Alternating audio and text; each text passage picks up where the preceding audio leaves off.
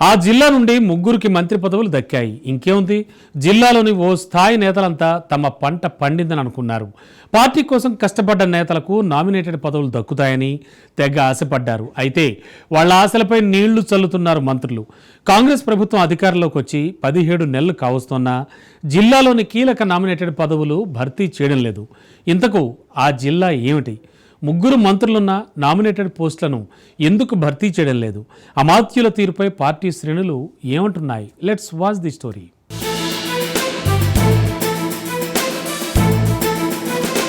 తెలంగాణ రాష్ట్రం ఏర్పడ్డాక 10 ఏళ్లు బీఆర్ఎస్ అధికారంలో ఉంది. ఇటు కాంగ్రెస్ పార్టీ నుంచి ఎన్నికైన ఎమ్మెల్యేలను ఆపరేషన్ ఆకర్ష్ పేరుతో ఆ పార్టీలో చేర్చుకున్నారు. జిల్లా స్థాయి నేతలు బీఆర్ఎస్ వెంట వెళ్లినా మండల గ్రామ స్థాయిలో కాంగ్రెస్ నే నమ్ముకున్న వారు మాత్రం 10 ఏళ్లలో పార్టీని వీడలేదు. ఇదంతా ఉమ్మడి ఖమ్మం జిల్లాలో చోటు చేసుకున్న రాజకీయ పరిణామాలు. సరిగ్గా 17 నెలలకు ముందు ఖమ్మం జిల్లాలో బీఆర్ఎస్ పార్టీలోని 2 కీలక నేతలు కాంగ్రెస్ పార్టీలో చేరడం ఆ పార్టీకి అడిషనల్ ఎనర్జీలా మారింది. ఇంకేముంది, ఎన్నికల్లో ఉమ్మడి ఖమ్మం జిల్లాలోని 10 స్థానాలకు 8 స్థానాల్లో కాంగ్రెస్ ఎమ్మెల్యేలు గెలవగా దాని మిత్రపక్షం 1 స్థానంలో గెలిచింది. ఇక జిల్లా నుంచి ప్రభుత్వంలో 3 ఎమ్మెల్యేలకు మంత్రి పదవులు దక్కడంతో వారి అనుచరుల ఆనందానికి అవధులు లేకుండా పోయాయి. ఆ 3 అమాత్యుల అనుచరులు కీలక నామినేటెడ్ పదవులు తమకే అంటే తమకే వస్తుందని 17 నెలలుగా జోరుగా ప్రచారం చేసుకుంటున్నారట. అయితే మంత్రుల నుంచి ఎలాంటి స్పందన లేకపోవడంతో నేతలు వారి చుట్టూ ప్రదక్షిణలు చేస్తూ కాలం వెళ్లదీస్తున్నారట.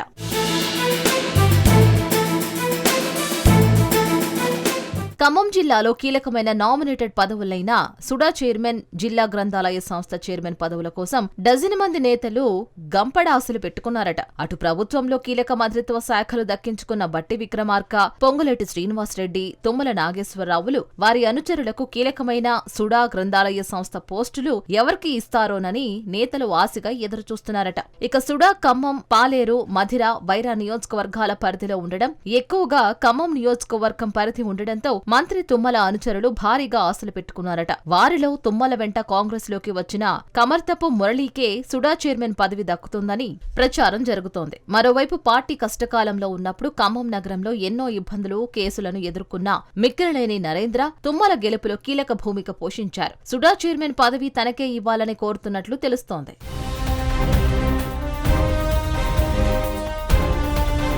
మంత్రి తుమ్మల మాత్రం అటు కమర్తపు మురళికి సుడా కంటే రాష్ట్ర స్థాయిలో పదవి ఇస్తానని సర్ది చెప్పినట్లు తెలుస్తోంది. ఇక మిక్కిలినేని నరేంద్ర విషయంలో తుమ్మల ఎందుకో సానుకూలంగా లేనట్లు పార్టీ వర్గాల్లో చర్చ జరుగుతోంది. ఖమ్మం పట్టణ పార్టీ అధ్యక్షుడు, మైనార్టీ నేత జావీద్ సైతం తనకే సుడా చైర్మన్ ఇవ్వాలని అటు భట్టి, ఇటు తుమ్మలను కొన్ని నెలలుగా అడుగుతున్నారట. కొంతకాలంగా హైదరాబాద్ లో ఉండి చైర్మన్ సీటు పొందేందుకు పార్టీ నేతల ద్వారా పావులు కదుపుతున్నట్లు సమాచారం. ఇక కొత్తగా తుమ్మలకు ప్రధాన అనుచరుడిగా ఉన్న సాధు రమేష్ రెడ్డి పేరు ఇటీవల తెరమీదకి వచ్చింది. రమేష్ రెడ్డికి సుడా ఇవ్వాలని అమాత్యుడు సైతం సంకల్పిస్తున్నట్లు పార్టీ సర్కిల్స్ లో జోరుగా చర్చ నడుస్తోందట. ఏదేమైనా పార్టీ అధికారంలోకి వచ్చి 17 నెలలైనా కీలక సుడా చైర్మన్ పదవిని ఎవరికి ఇవ్వకపోవడంతో అటు నేతల్లో, ఇటు పార్టీ క్యాడర్లోనూ నైరాస్యం నెలకొందట.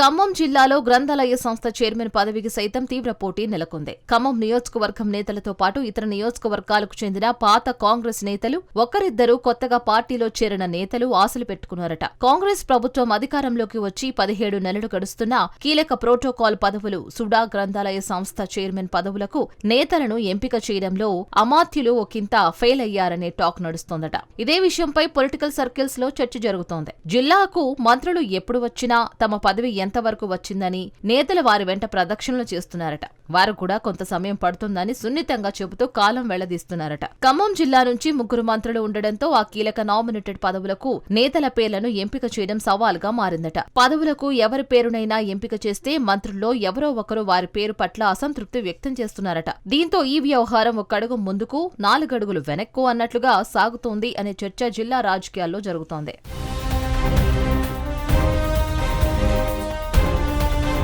సుడా గ్రంథాలయ సంస్థ చైర్మన్ పదవులను దక్కించుకోవడానికి మంత్రుల అనుచరులు ముమ్మరంగా ప్రయత్నం చేస్తున్నారు. మరోవైపు పదవులు కేటాయించడానికి ఇంకెంత కాలం పడుతోందోనని ఆశగా ఎదురు చూడడం పార్టీ క్యాడర్కు పరిపాటిగా మారింది. మరి ఈ కీలక నామినేటెడ్ పదవుల భర్తీ విషయంలో అమాత్యులు ఎలా స్పందిస్తారో వేచి చూడాలి.